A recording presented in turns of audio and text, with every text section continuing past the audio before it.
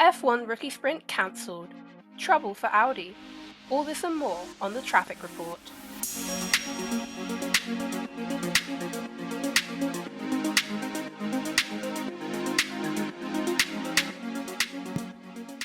Hello and welcome to the Traffic Report on Traffic Paradise Radio, your source for the hottest F1 news. I'm Immy, and joining me today is Uno. Hello. Hi Uno, did you remember to subscribe so you don't miss out on the news? I'm always subscribed because I'm always ready for the news. Great. Our first story today. Formula One's rookie sprint has been pushed back until at least next year. The 10-car race that was speculated to happen after the Abu Dhabi Grand Prix would have seen each team fielding a car with a rookie of their choosing. Although all major stakeholders were in favour, the FIA cited logistical issues as the main reason for the delay. Uno, what are your thoughts about a rookie sprint? I'm really disappointed that it's cancelled because I was really, really looking forward to it. We were going to see Ayumi Iwasa was going to drive for VCARB, which was going to be super cool. It was just going to be really interesting to see how a bunch of rookies could perform in that situation because we always see them in like an FP1, but they're not racing there. They're collecting data and they're doing probably not even a race setup. You don't get to see their full potential. Whereas in a sprint race, you don't have the strategy side playing a part like pit stops and everything. So everyone just gets to race and you get to see a lot more of an individual driver's skill on track. It's got less to do with like the teamwork and the strategy behind it and more just about like the raw pace of the drivers themselves. Obviously the cars play a part, but yeah, I'm just really disappointed we don't get to see it because it would have been a very interesting and fun way to end off the season. And it's completely low stakes. There's nothing, it doesn't affect the championships or anything, but it would have just been a really cool thing to see. So I'm sad that we're not going to get to see it, but I'm hopeful that we'll see it next year.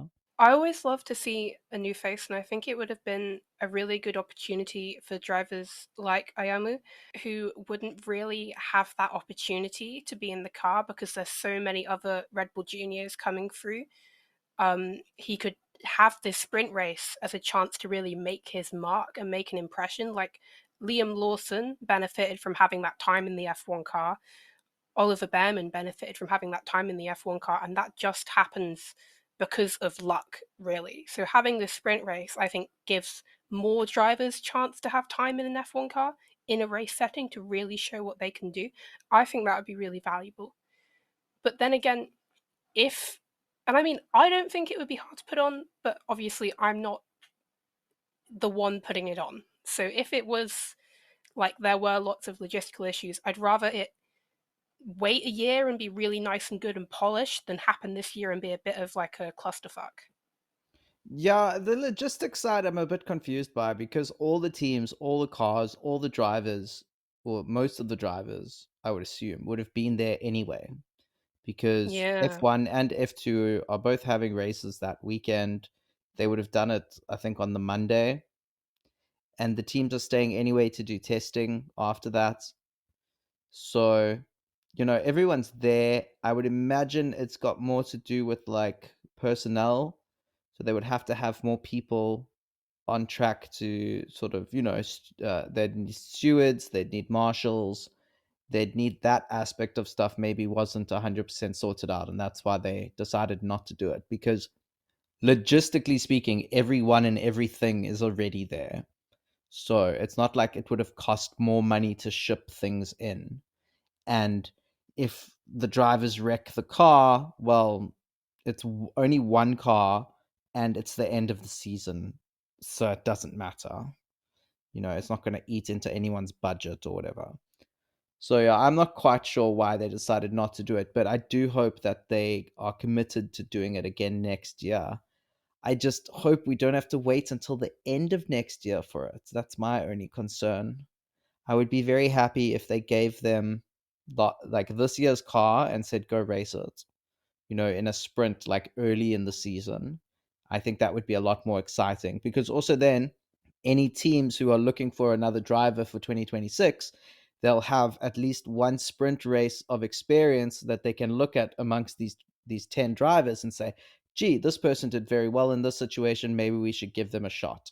Yeah, that would be really, because I was thinking like this sprint race is great, but by the end of the year, everybody who could have made their mark has already made their mark. Everything's already decided. So this a sprint at the end of this year would really set stuff in motion for like 2026, which it seems like a long delay. I wonder, yeah, if they used last year's car, if they could implement something around the first couple races, that would be interesting. I'd kind of like to see a 20 car grid, but I feel like logistically that's harder. I don't know. It would be fun just cuz I love seeing new people. Yeah, I like the idea of a 10 car race because it makes everything a lot more high stakes, I think. Because I don't think they would do points because that's kind of pointless. There would just be a podium. But qualifying would be a lot more fair because now there's space on the track for everyone to get a lap in, so you don't have to worry about impeding as much. Yeah. Obviously, qualifying time would be shortened, but still, they'd probably just do one top 10 shootout, I would imagine, because there's only 10 cars. But yeah, I think it would be just really cool to see, and I'm really disappointed. But I guess the FIA, because that they're so all knowing and wise, they know what they're doing, I'm assuming. I don't know if you could catch that hint of Yeah. sarcasm. Uh, I mean, I it could come down to contractual stuff, like because it's been up in the air. It was never. I imagine it was going to be decided this week, and this is when they decided not to do it. But it's a bit late, so if you think you're going to have uh, garage personnel, everybody from the team, at least half of them there to field that one car, that's you've got to pay them more, and you've got to have them agree to work longer. Yeah, I don't think that was an issue because, as I said, the cars were going Really? to be staying behind to test anyway. So you would have had at least some form of skeleton crew on hand. So, Hmm. Well, then and it's I don't only know. one I have no car. idea. It's only one car, so you'd need half as many personnel, I would imagine. Yeah, like You half the don't garage you don't really need so much in terms. You don't need like the full team to do the pit stops because there aren't no any pit pit stop. stops in it. I mean, I suppose you might need like a wing change or a tire change if there's a puncture or a little accident of some sort. Or rain or something. I don't know, does it rain in Abu Dhabi? I don't think so. I Oh. don't think so. No, I swear it like, or was that Qatar? I'm thinking of the place that got, like, completely drowned. Yeah, maybe I'm being quite ignorant in thinking that, oh, it's a desert, it doesn't rain. I don't know. Maybe I don't know the geography of the area very well, but yeah, I don't know. I'm just sad. That's all. I'm sad. Yeah. Who would you have in the sprint? There's two people I would like to see. I'd like to see Abby Pulling in the Alpine, and I would like to see Kimi Antonelli in the Mercedes. And I think that would be an interesting. So you've got very youthful, and you've got a female driver as well in the mix. I think that would be very cool. But I'm interested to know who our listeners would like to see. So maybe they can leave us a comment down below and let us know who you think would be great in an F1 rookie sprint. Who would you like to see and in what team?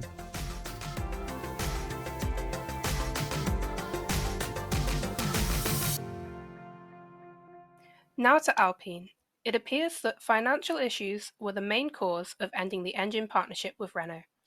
Renault CEO explained that Alpine have been losing sponsors due to poor performance. Despite this, it has been reported that Renault's employees working on the 2026 power unit were actually exceeding their developmental targets. Ferrari's team principal, Fred Vasseur, has capitalized on this by signing ex Renault personnel without gardening leave, meaning they can start at the factory in Maranello soon. So, what do these signings mean for Ferrari? I mean, it's hard to know at first, but from what I would see is they believe there's something there in that Renault engine, or at least in the personnel that were building the engine, that they can take value from. So to me, it says that Fred Vasseur is really looking towards 2026 as the moment to reclaim Ferrari's former glory. It's been so long since Ferrari won a championship, and I really think that that is now their goal. Whereas I feel like for the last few years, their goal has not been to win a championship. Their goal has been just to be Ferrari, if that makes sense. Because I haven't seen that fighting spirit from them. And I think since Vasseur has come in, they've regained that somewhat. They've readjusted, they've refocused, and I think that this is just another aspect of that, like with signing Lewis Hamilton, in that they are now 100% committed to being Ferrari as we used to know them. And I know you're young, so you probably don't remember. I don't think you might not have even been born yet, but Ferrari used to be the most dominant car on the grid by far. And Ferrari used to just be this undeniable force in Formula One. And I feel like they've lost that. They haven't had that really since Michael Schumacher. Yeah, Kimi Raikkonen won a championship with them, but that was more because McLaren were fighting amongst each other, Hamilton and Alonso, and Raikkonen kind of snuck in and he got himself a sneaky little championship, which, like, good for him. But if McLaren had been more on the ball, they would have won that championship that year, no problem. So I do believe that their focus has now shifted onto being a championship winning car again, as opposed to just being a contender. Yeah, I mean, I was gonna say, the last time Ferrari won a championship, I was about one. So, yeah, I was definitely not alive to see their glory days. I think signing Renault personnel will be good for them because it might give them a different outlook on the engine. Renault might have solved issues that Ferrari might be having, or might have come up with shortcuts or ways to better the engine that Ferrari didn't know about. And now that that engine program is scrapped, they don't need gardening leave. It's they're over there and they can start. Like, I think this is great. It's just a different perspective. It's not all people who have been at Ferrari who know how Ferrari work, and having a different opinion will probably actually help them progress a lot.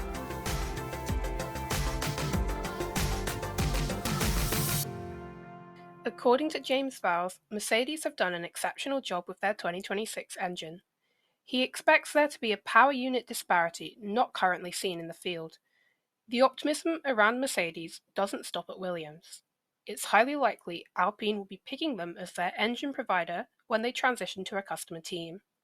Will this be the start of an increase in performance for Williams? Well, sure, why not? I just think it's way too premature for James Vowles, who, yeah, he might know a bit more about the Williams. I mean, he might know a bit more about the Mercedes engine, but he doesn't know anything about the Honda engine that Aston Martin will be getting. He doesn't know anything about the Ferrari engine. He doesn't know anything about what's the other engine? The Audi engine. Okay, well, Audi have kind of said they're not good. I think we speak about that later, so I'm not going to say too much there. I would assume the Red Bull Ford engine is not going to be as good, but there's still other engine manufacturers involved, and I would think that out of the three, Honda, Ferrari, and Mercedes, I mean, sorry, out of all of them, the three that are Honda, Mercedes, and Ferrari are all going to be pretty equally matched because they all know what they're doing when it comes to building engines. So I think James Vowles is maybe just trying to suck up to Toto or something by saying all these nice things because there's no way he could possibly know that there's going to be a performance difference unless he has some inside knowledge, in which case, yeah, that's illegal. And he needs to. We had Spygate already. We don't need it again from Williams. Thank you very much. uh do not trash that like beautiful team's name and legacy by like getting secret information from other engine manufacturers. Please do not do that. So I just think he's just maybe speaking nice things, because yeah, to me it's just silly for him to say that. He just doesn't know. But yes, I do think that clearly the trajectory that Williams is on is decent at the moment. I think they've fallen off a bit from last year, but they've sort of picked it up again. And will they be a championship contender? I doubt it. Will they be fighting for a podium? I doubt it. If the Mercedes engine is as good as they say, I can see a team like McLaren and Mercedes dominating if the Mercedes engine is that good. And I don't see that Williams will be up there in that fight. They'll might if Alpine has that engine, yeah, maybe Williams and Alpine will be scrapping it out for like P4 in the championship if the engine's that good. But I really, yeah, I don't see them being significantly better to a point that would justify whatever lies they've told to Carlos Sainz to get him to sign with them. Yeah, I mean, at the end of the day, the engine, even if it is as amazingly powerful as James Vowles, I think he's trying to like manifest it. I don't think he knows much. But even if it is, it's only one part. You still need the aerodynamics to be good. I mean, Yeah, and you like, need to get your look at, measurements right, James, and not yeah, come with a car that's too wide. look at Sauber. They have the Ferrari engine and they're nowhere. It's the same engine, but they're nowhere. Yeah, yeah. No, I mean that's a brilliant example, because what, Ferrari are the second fastest car, sometimes the I think third it fastest, yeah, it depending. fluctuates on the track. You know, sometimes they're even like the fastest car, although usually not. There's like one or two moments where they are, but yeah, Sauber languishing at the back of the grid, also with this amazing history in the sport. So it's not like Sauber are this like newcomer who don't know anything. No, Sauber have been in the sport for decades, and they're struggling with an engine that is clearly a decent engine. So for Williams, I don't know. I would say that it's a luck of the draw, really, whether or not they'll do better. I mean, yeah, I think they'll do better, but will they be fighting for wins or even podiums? I seriously doubt it. Maybe one sneaky podium for Alex or Carlos. Yeah, I mean, and at the end of the day, if you look at Williams and McLaren, they've got the same engine. So it could just be the same in 2026. Yeah, I know. I don't even know what Williams like. Williams frustrate me so much. Like, what a shambles of a team to just, oh, our car is like 15 kilograms overweight. How did that happen? You know what the weight limits are. How did you design it to be so bad? Like, just, ugh. At I least mean, Sauber have accepted their misery. At least they are proud in defeat, and they're like, yeah, we messed up. But Williams are like, oh no, we're gonna do so much better. And Sauber's just like, you know what, we're just waiting until Audi comes along, because quite frankly, we couldn't be bothered. And I think that's a lot more respectable than whatever James Vowles is doing. if they came into this without the extra weight, they would have had a really good chance at P6 in the championship because their car is good. But then somehow they've designed it to be really stupid.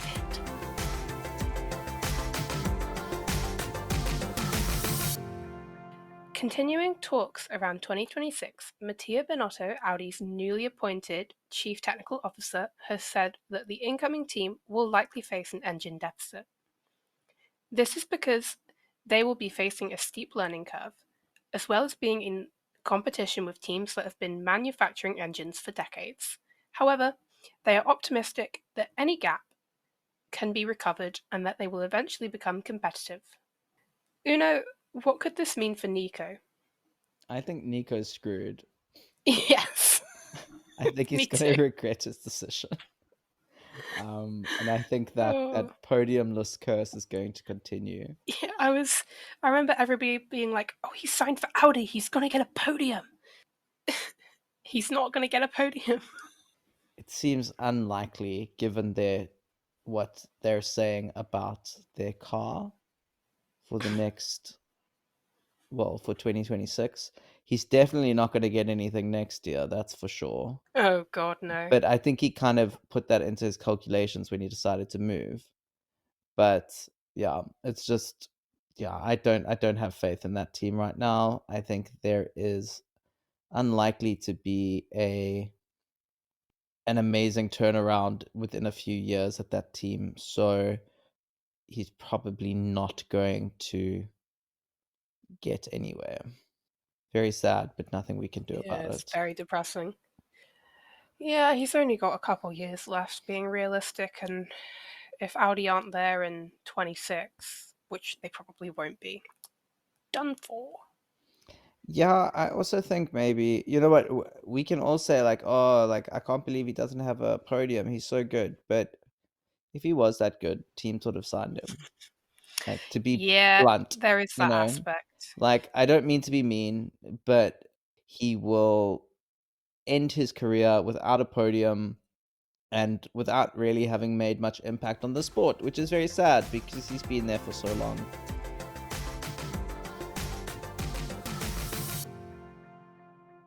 In a breakthrough for diversity, Formula E has announced its first women only test, which is a world first for an FIA championship.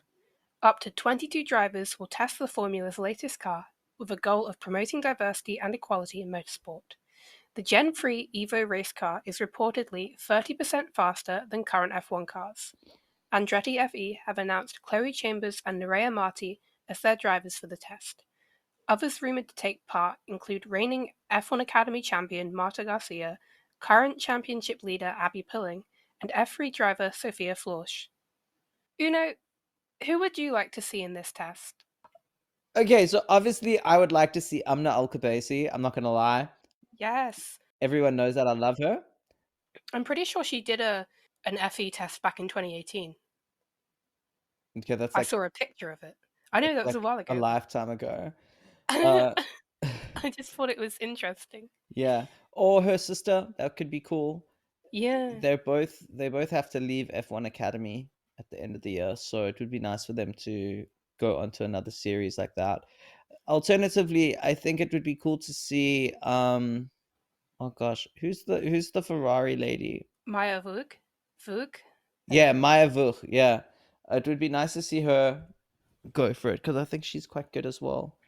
But Yeah. in general, I'd just like to see all of these series be opened up to female drivers. It's that simple because I think that this is one of the few sports where it doesn't make sense to not have female participation.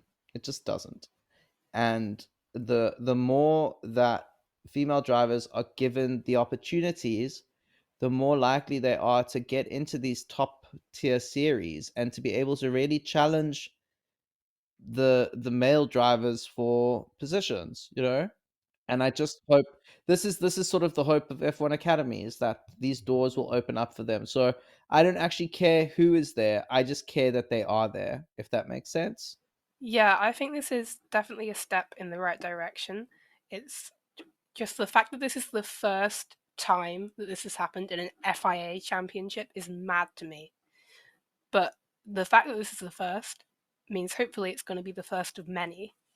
Yeah, I think Susie Wolf deserves that sounds so like patronizing to say like a tap on the back or A round of applause? yeah, it just sounds so I don't know. like, oh, good job, well done, girly girl. It just sounds terrible and like it just sounds so patronizing. But yeah, she deserves all the plaudits she can get because Yes. she's really helped to put these women on the map and to give them the opportunities they need to prove that they deserve their spot in motor racing, that they can go toe to toe with the men. And yeah, I'm thrilled to see what happens. And hopefully we will get a female driver on the grid in Formula E very soon. Yeah, I hope so as well. I'd really like to see Aurelia Nobles in the test. I think just because I really root for her in F1 Academy. and I'd like to see her there. Ella Lloyd actually was also just announced to be a part of the test and as McLaren's driver in F1 Academy next year, which is very exciting for her because she was a wild card entry in F1 Academy, and I've got to remember I want to say that she scored points. Yeah. She scored in both of the races she did in Singapore, which is very impressive. So it's nice to see her on the F1 Academy grid next year and in this test. What I'd love to know is who you guys would like to see in the test. So I'd love if you'd let us know in the comments down below.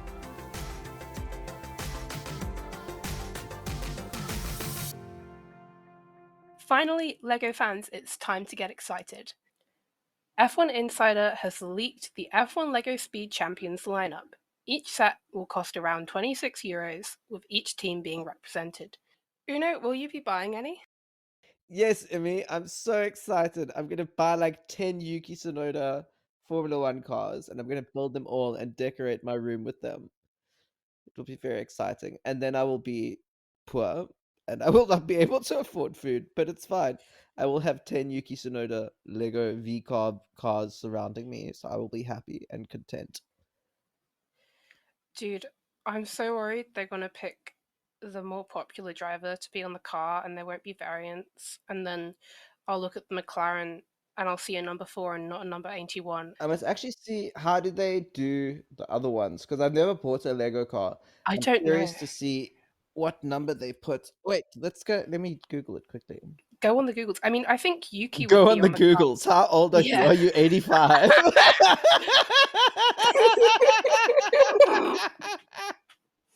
Let me go on the Googles and I'll check now. I think Yuki would be on the car because Oh this yeah, second no, driver totally. V car has gone through like who knows who it's going to be in 2025. No, it's definitely going to be Yuki. I don't have to worry about that. No, and I will buy a Yuki car, but if I can't buy an Oscar car, oof. 2023 Lego Speed Champions. Let's see, we've got. I think they just do a generic driver without a number. Okay. I don't mind that. That's okay. Yeah, by the looks of it, I'm looking Okay. here on our like version in South Africa of Amazon. Well, it's actually not our Amazon version. We have Amazon now in South Africa, but we have a thing called takealot.com, which is like Ooh. online shopping. And it looks like it's got all of this. I'm looking at the McLaren one specifically, and from Yeah. 2023. I am also looking at the McLaren one, and And it it, is generic. yeah, it's just got an orange helmet. So I don't think they do it specifically like for a specific driver. That's beautiful. Thank God for that. Thank you for joining us. That's all the news we have for you this week. If you enjoyed this video, please like and subscribe, as we will have news for you every Wednesday. Thank you for watching and have a good rest of your day or night. Bye! Bye bye.